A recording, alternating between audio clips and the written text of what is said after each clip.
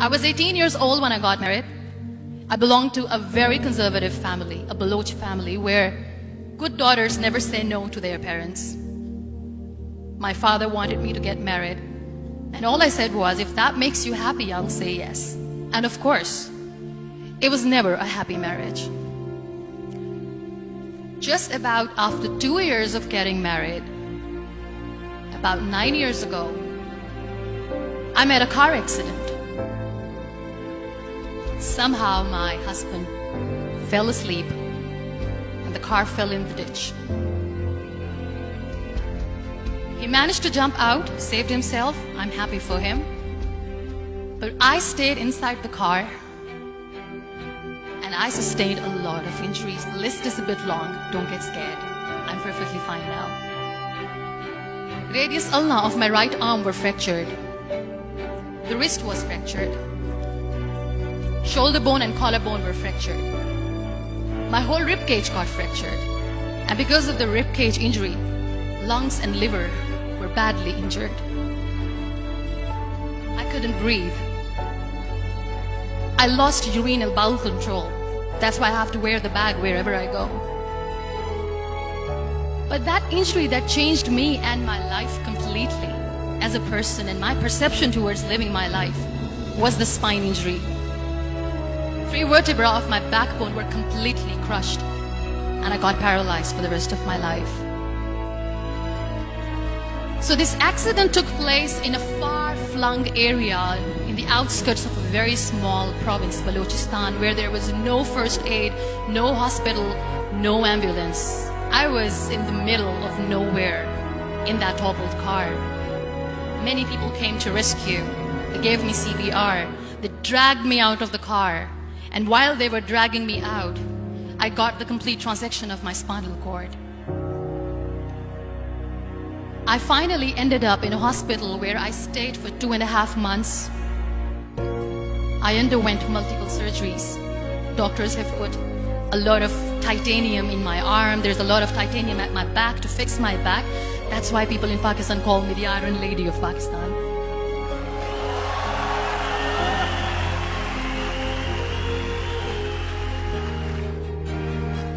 Those 2.5 months in the hospital were dreadful.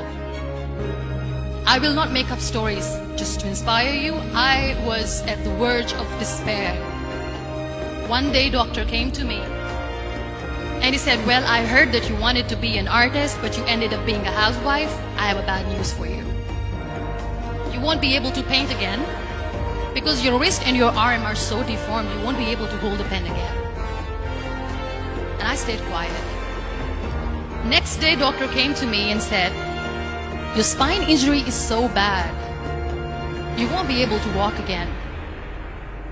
I took a deep breath and I said, it's all right. The very next day, doctor came to me and said, because of your spine injury and the fixation that you have in your back, you won't be able to give birth to a child again. That day, I was devastated. I still remember, I asked my mother, why me? And that is where I started to question my existence. Why am I even alive? What's the point of living? I cannot walk, I cannot paint, fine, I cannot be a mother. And we have this thing in our heads, being women, that we are incomplete without having children. I am going to be an incomplete woman for the rest of my life. What's the point? So my mother said to me, this too shall pass. God has a greater plan for you. I don't know what it is, but He surely has.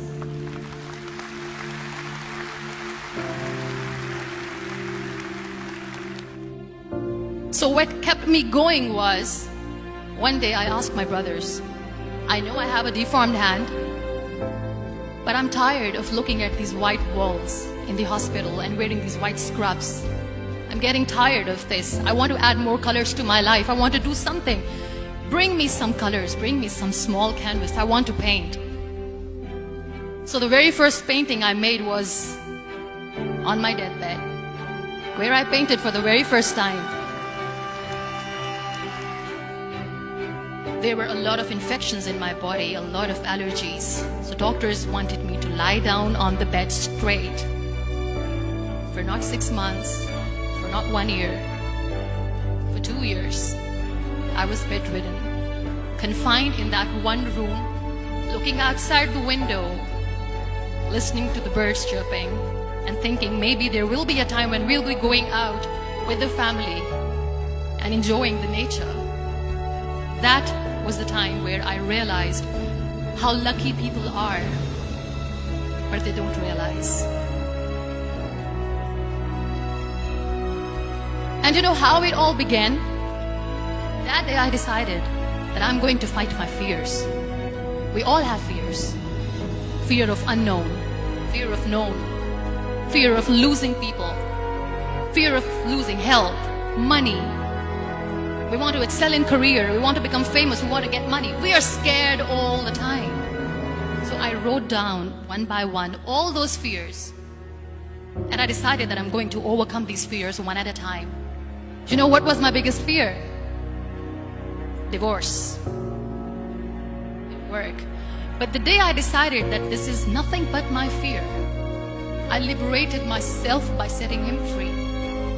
And I made myself emotionally so strong that the day I got the news that he's getting married, I sent him a text that I'm so happy for you and I wish you all the best. And he knows that I pray for him today.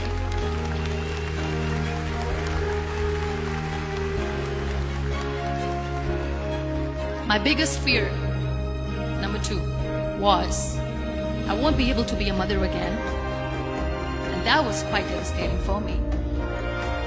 But then I realized there are so many children in the world, all they want is acceptance. So there is no point of crying, just go and adopt one. And that's what I did.